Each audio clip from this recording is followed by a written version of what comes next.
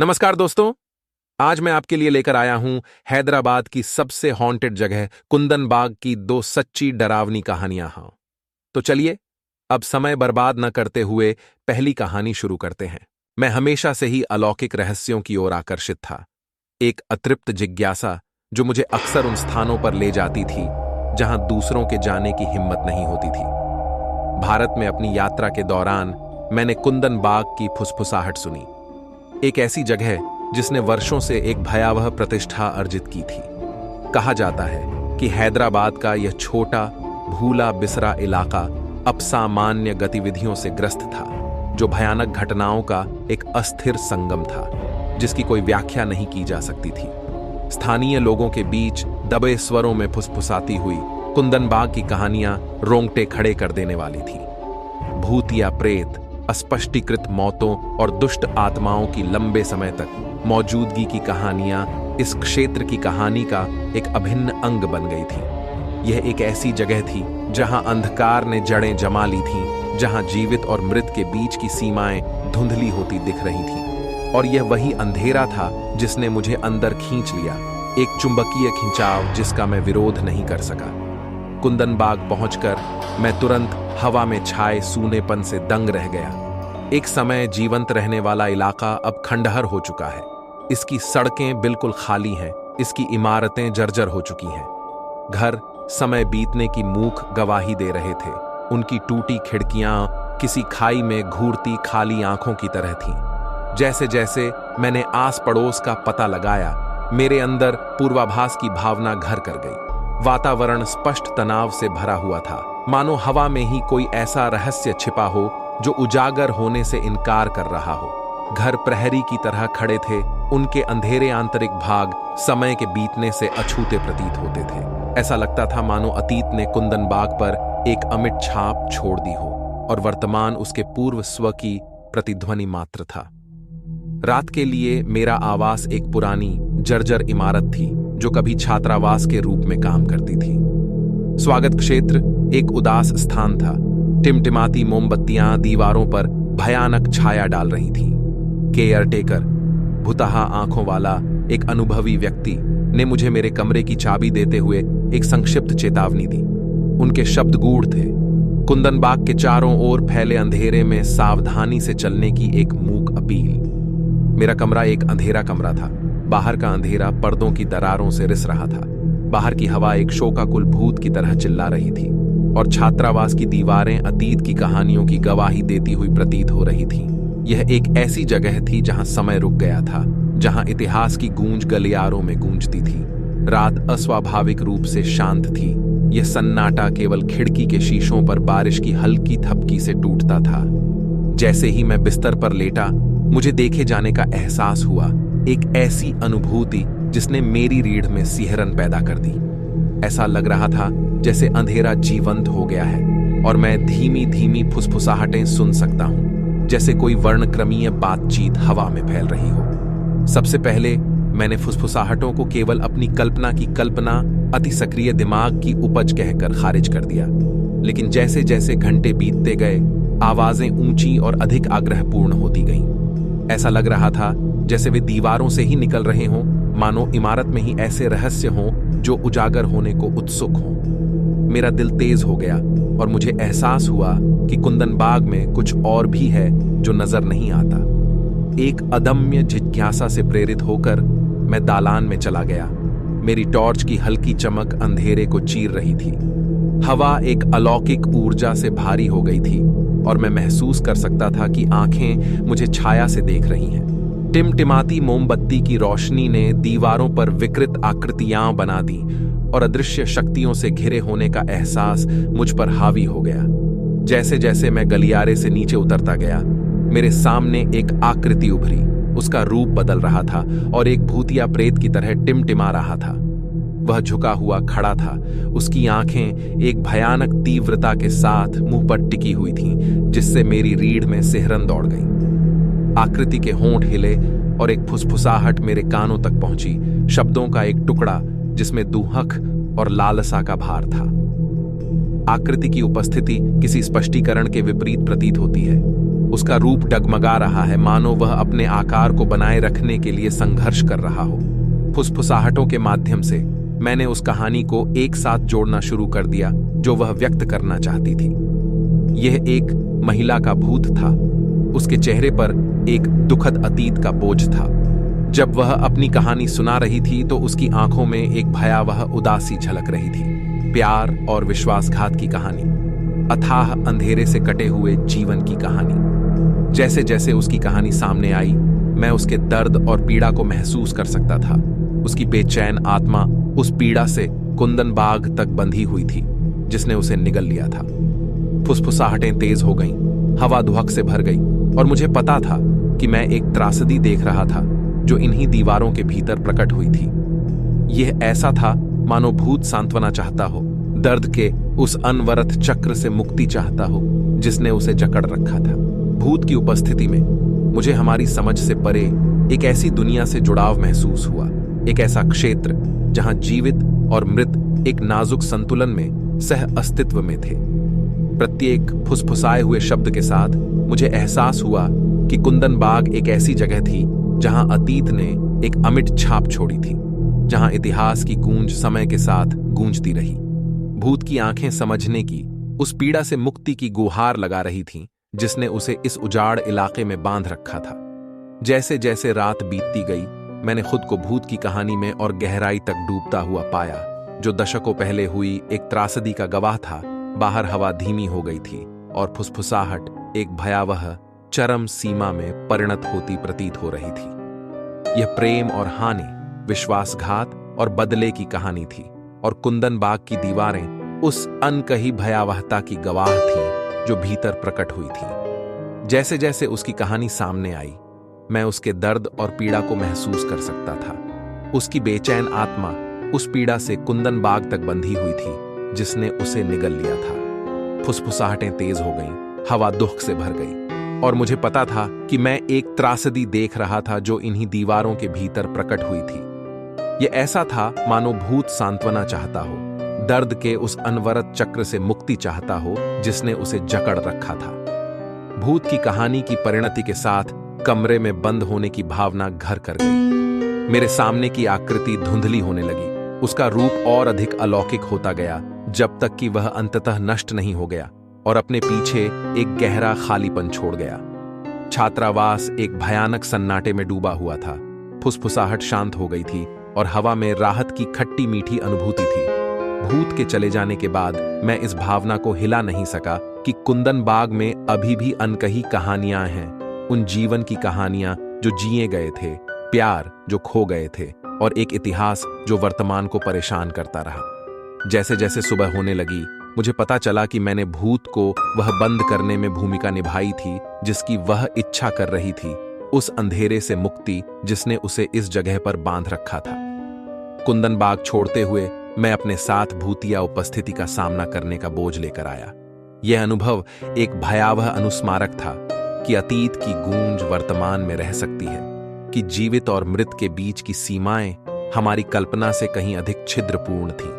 भूत की कहानी ने मेरे दिल पर एक अमिट छाप छोड़ी थी, हमारी समझ से परे की दुनिया से एक जुड़ाव। जैसे जैसे मैंने अपनी यात्राएं जारी रखी, मैं इस भावना को हिला नहीं सका कि कुंदन बाग में अभी भी अनकहे रहस्य, बेचैन आत्माओं की कहानियां और लंबे समय तक रहने वाला अंधकार छिपा हुआ है। यह एक ऐसी जगह थी जहां इतिहास ने अपनी छाप छोड़ी थी और जहां अतीत की गूंज वर्तमान को आकार देती रही। और जब मैंने नई मंजिलों की यात्रा की तो मैं अपने साथ यह ज्ञान लेकर गया कि ज्ञात और अज्ञात के बीच की सीमाएं हमारी समझ से कहीं अधिक नाजुक थीं। तो दोस्तों, ये थी कुंदन बाग के बारे में पहली कहानी। और अब दूसरी कहानी, कुंदन बाग, एक ऐसा नाम जो लंबे समय से डर और डर का पर्याय बन गया था। जब से मैंने पहली बार इसकी भयानक प्रतिष्ठा के बारे में सुना, तभी से मेरी जिज्ञासा बढ़ गई थी। भारत के हैदराबाद के इस एकांत इलाके के बारे में दबे स्वरों में फुसफुसाहट होती थी। इसके नाम का उल्लेख मात्र ही स्थानीय लोगों के दिलों में सिहरन पैदा कर देता था। असाधारण घटनाओं, वर्णक्रमीय आभास और अस्पष्ट घटनाओं की कहानियों ने उस स्थान के चारों ओर भय का जाल बुन दिया था। अज्ञात के एक साधक के रूप में मुझे कुंदन बाग के रहस्यों को जानने की एक अदम्य इच्छा महसूस हुई। इस परित्यक्त परिक्षेत्र में ऐसा क्या था जिसने इसे इतनी द्वेषपूर्ण प्रतिष्ठा दिलाई? अलौकिक का सामना करने के लिए दृढ़ संकल्पित होकर मैं एक ऐसी यात्रा पर निकल पड़ा जो मुझे कुंदन बाग के हृदय और उसके भयानक रहस्यों तक ले जाएगी। कुंदन बाग पहुंचने पर वीरानी का आलम साफ झलक रहा था। एक समय चहल पहल वाला इलाका अब खंडहर हो गया है। इसकी सड़कें खाली हैं और अतिक्रमणकारी जंगल से घिरा हुआ है। जर्जर इमारतें, उनकी टूटी खिड़कियां और ढहती दीवारें समय बीतने की गवाही देती हैं। ऐसा लग रहा था मानो कुंदन बाग को दुनिया ने त्याग दिया हो, अपने ही द्वेष में सड़ने के लिए छोड़ दिया हो। जैसे जैसे मैंने आस पड़ोस का पता लगाया, मेरे मन में बेचैनी की भावना घर कर गई। माहौल दमनकारी था। हवा एक पूर्वाभास भरी उपस्थिति से भारी थी। घर, उनके अंदरूनी हिस्से अंधेरे में ढके हुए थे। ऐसा प्रतीत होता था मानो समय में जमे हुए हों। मुझे ऐसा महसूस हुआ जैसे मैंने एक ऐसी दुनिया में कदम रखा है जहां वास्तविकता और अलौकिक के बीच की सीमाएं धुंधली हो गई थीं। एक ऐसी जगह जहां द्वेषपूर्ण ताकतें इंतजार कर रही थीं। रात के लिए मेरा आवाज एक पुरानी इमारत थी जो कभी छात्रावास के रूप में काम करती थी। स्वागत क्षेत्र में हल्की रोशनी थी।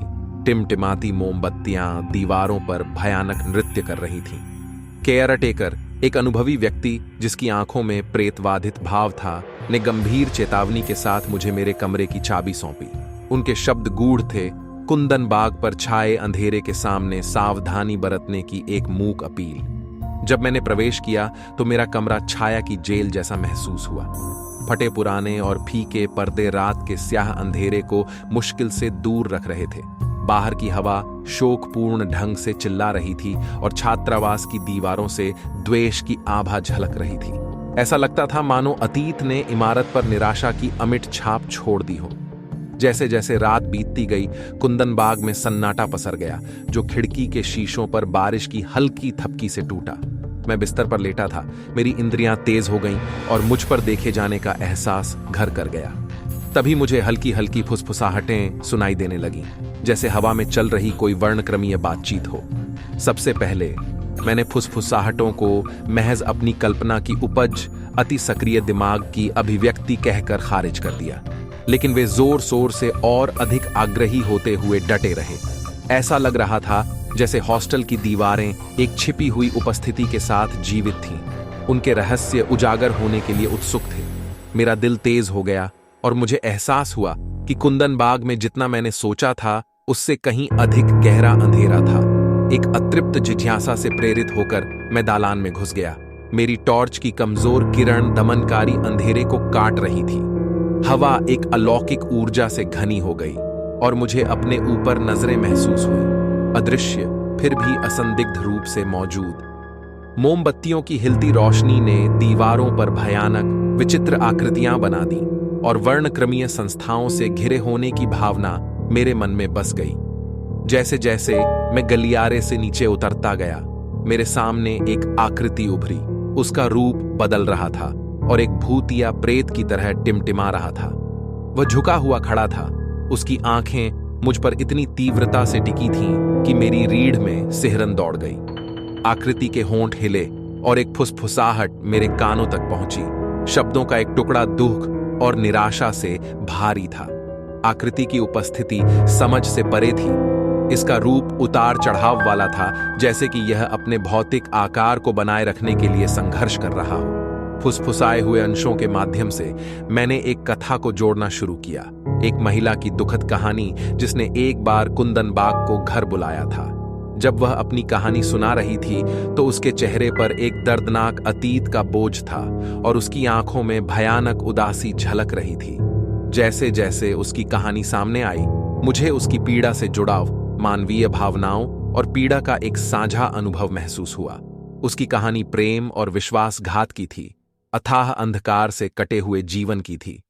फुसफुसाहटें तेज हो गईं, हवा दुहक से भर गई और मुझे पता था कि मैं एक त्रासदी देख रहा था जो इन्हीं दीवारों के भीतर प्रकट हुई थी। भूत की उपस्थिति में मैंने जीवित लोगों के बीच की सीमाओं को महसूस किया और मृत धुंधलापन, एक ऐसा क्षेत्र जहां अतीत और वर्तमान मिलते थे।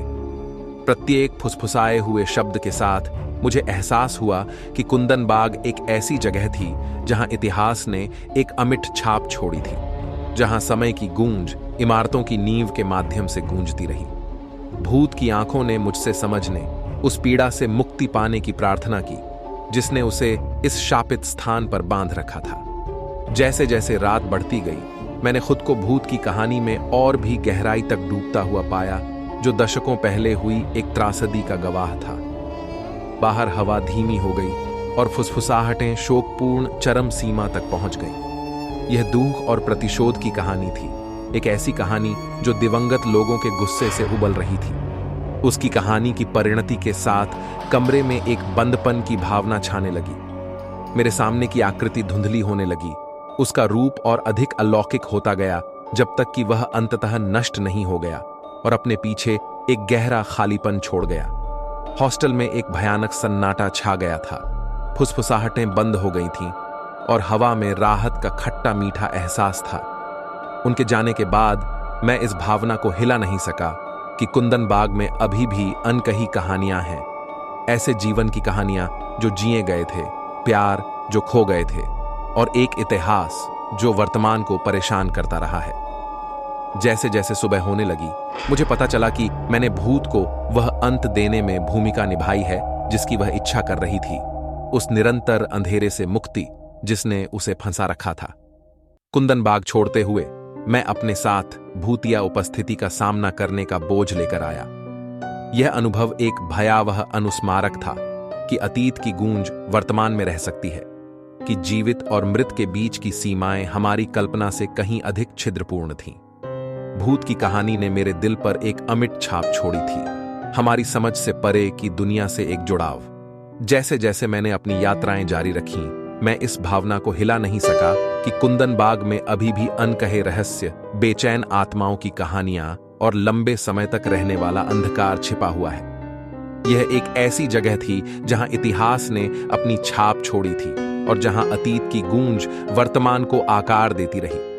और जब मैंने नई मंजिलों की यात्रा की, तो मैं अपने साथ यह ज्ञान लेकर गया कि ज्ञात और अज्ञात के बीच की सीमाएं हमारी समझ से कहीं अधिक नाजुक थीं। कुंदन बाग की शापित परछाइयां हमेशा मेरी याददाश्त में रहेंगी, जो अलौकिक की स्थायी शक्ति का एक प्रमाण है। तो दोस्तों, ये थी कुंदन बाग के बारे में 2 कहानियां। मुझे आशा है कि आपको मेरे वीडियो पसंद आए होंगे। धन्यवाद।